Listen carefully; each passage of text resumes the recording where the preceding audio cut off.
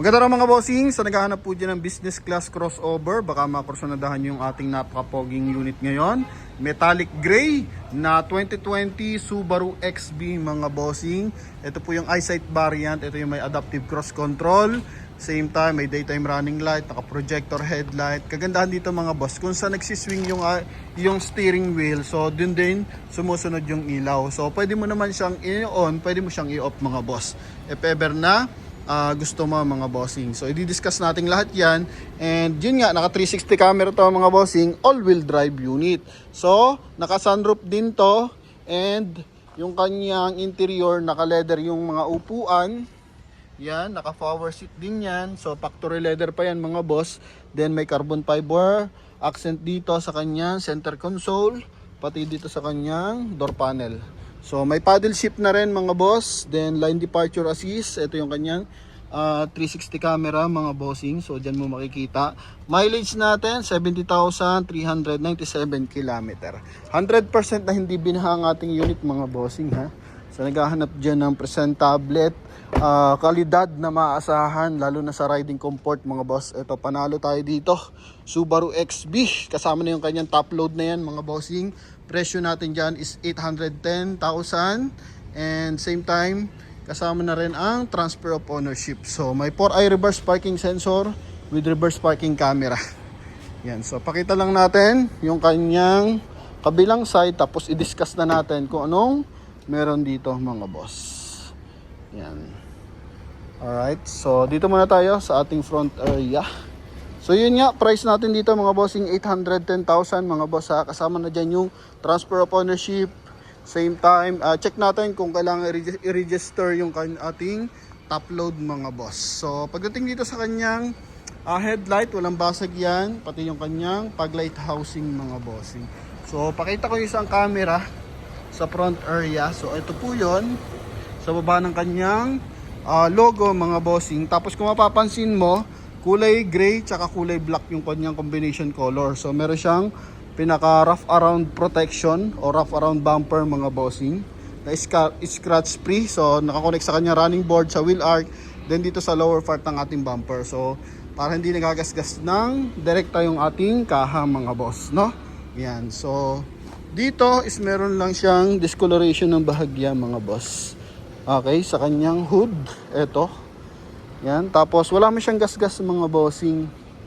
Pati dito sa kanyang hood, so may mga hairlines lang ng tigko konti. Yan, then pagdating dito mga boss, naka 5 stud R18 Bridgestone tires to na series 2024 to mga bossing, no? Yan, so nagpalit tayo ng gulong since 70,000 na yung kanyang tinakbo. Then dito rin sa kanyang likuran. Yan. So lahat ng gulong natin is naka Bridgestone tires mga boss. All-wheel drive unit. Okay, tapos pakita ko yung camera niya sa side. Ito po. Yan, tapos signal light sa kanyang side mirror. May roof rail and kagandahan, nilagyan na ng roof rack. Then punta tayo sa ating interior. So lahat ng window original from Subaru pa yan mga boss, hindi pa napapalitan. So sa ating tint mga bossing, naka 3M tint tayo dyan mga boss ha. Yung leather dito, so hindi siya masyadong bugbog. Pati dito sa kanyang upuan, although may mga stretch mark ng bahagya, pero wala pa mga punit. Ang ganda pa ng fittings ng ating upuan. Then ganun din sa ating steering wheel, so fully leather. Okay, tapos power fold yung ating side mirror mga boss, magkabilaan. So dahil nga business class to, so talagang kasama na talaga yan mga boss, no? Yan, power adjust. Okay, tapos dito rin. Yan, so mapapansin mo may indicator, may light indicator siya sa kanyang side mirror para at least kung naka-turn signal ka, bukod sa nakikita mo rito, nakikita mo rin dito mga bossing. Then information display, nakikita mo dito yung ating driving range. Tapos ito yung ating clock mga boss. And same time yung pag-equip ng ating line departure assist tsaka ng ating adaptive cruise control mga boss.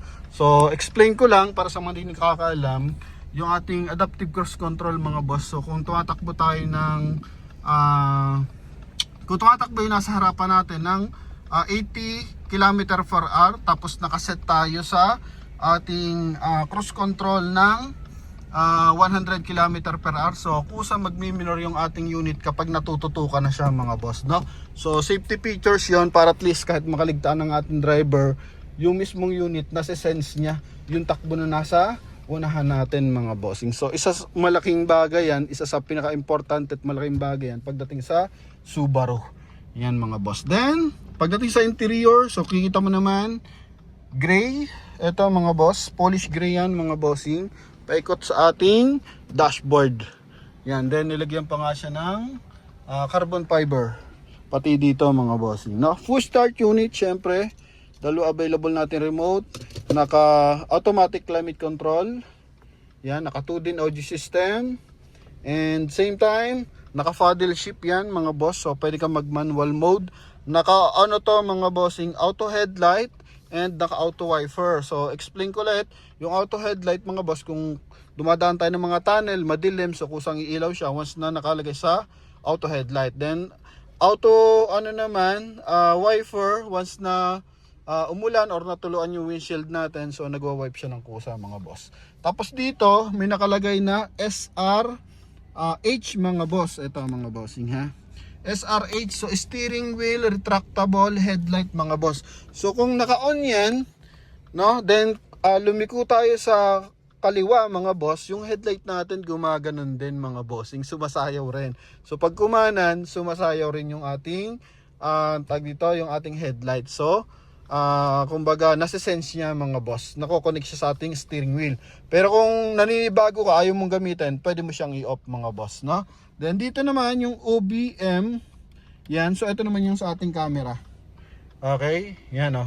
Yung sa ating 360 camera, if ever na gusto mo makita yung ating view sa labas mga boss. Okay, then dito naman is yung ating tawag dito, blind spot assist mga bossing. So pwede mo rin siyang ma-on, pwede mo rin siyang ma-off mga boss, no? Yan, so pag may mga sumisingit kasi sa side natin, nade-detect ng ating sensor. So umiilaw yan, nagre-reflect yan sa ating meter cluster.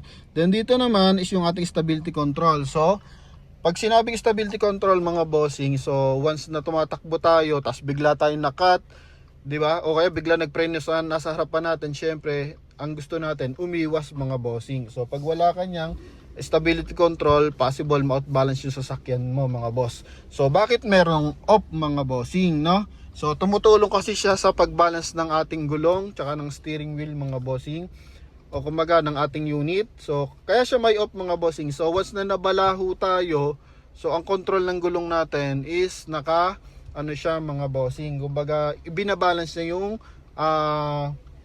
makina tsaka yung gulong mga boss. So once na naka on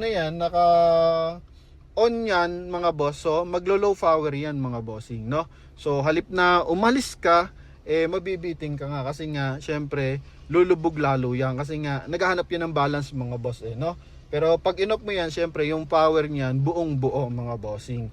Kaya nga ino-off yan, kaya ino-on para yung safety features makuha natin mga boss. So once naman na emergency, kumbaga yung emergency brake, o kaya pag biglang liko sa kaliwa kanan mga bossing, so at least maalalayan yung ating driver or yung ating mismong unit. So nangyayari yan most likely mga boss sa mga jeep, diba? So once na bigla ka nagpreno, naglalak yung steering wheel pati yung gulong sa unahan. So mapapansin mo nga gumuguhit yung kanyang gulong kasi sa lakas ng impact ng preno. So dito may iwasan yun mga boss, no?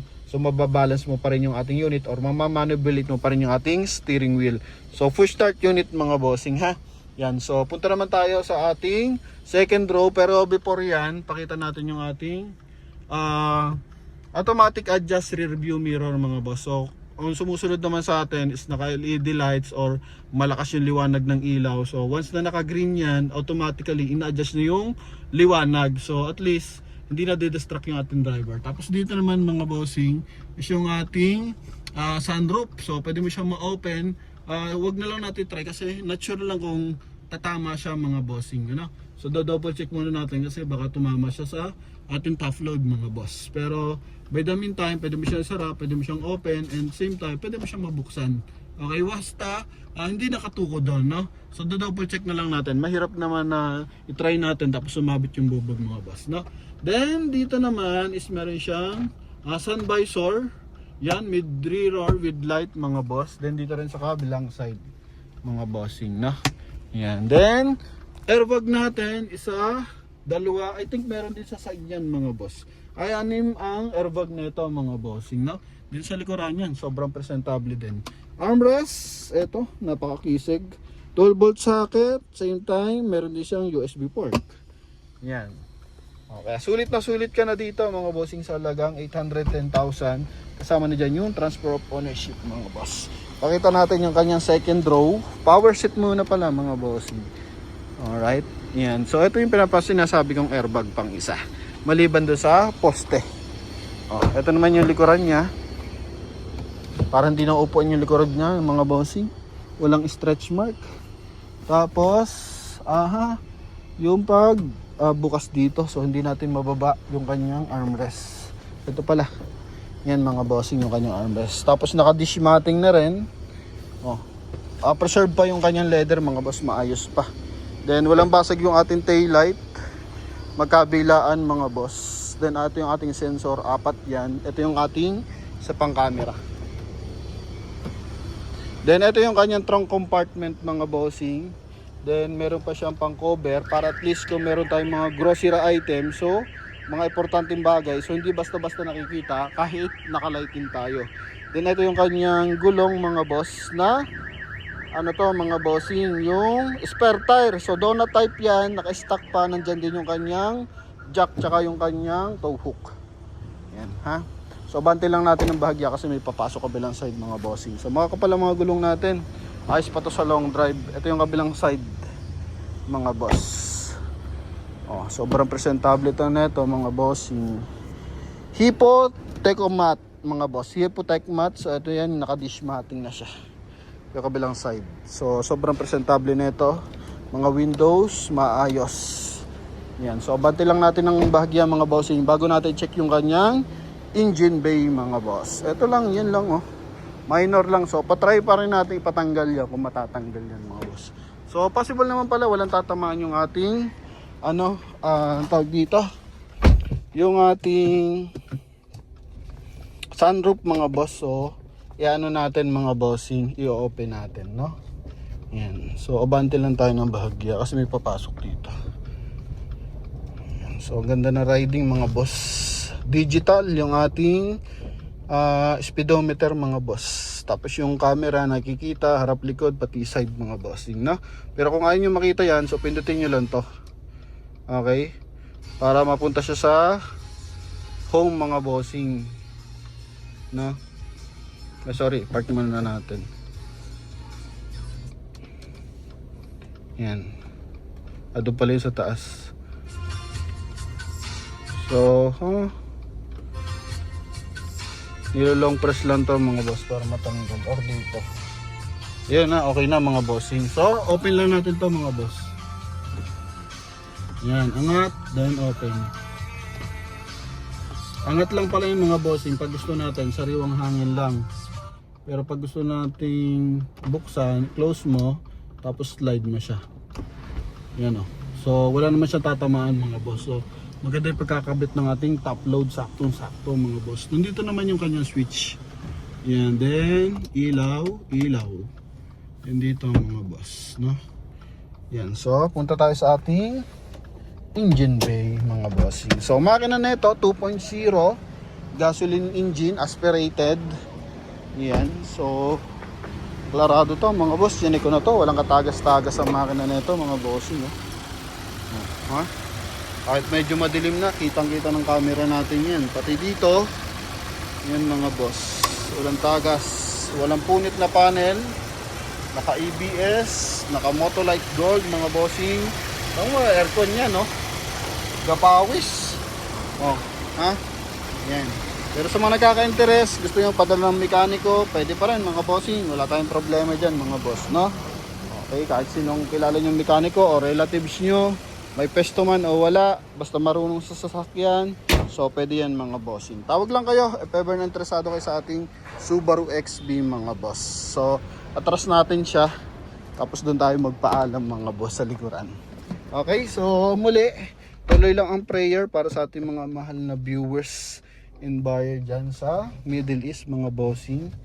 Hoping maging maayos na, ano, para hindi na magkaroon ng gera mga boss. Yan, so tingnan mo naman yung kanyang camera mga boss. Both side kita mo, bang angle tayo. Yan o, di ba? Gusto mo side by side, pwede. Alright, so yun lamang mga boss. Sa lahat ng interesado, tawag na. Electronic parking assist pala to mga boss. Baka di ka nabanggit. Yan, so yun lang mga bossing. Thank you and bye bye. Pogi mga boss. So uling pasulyap para sa ating Subaru XB 2020 ang year model mga boss. 810,000 kasamang transfer. Bye bye.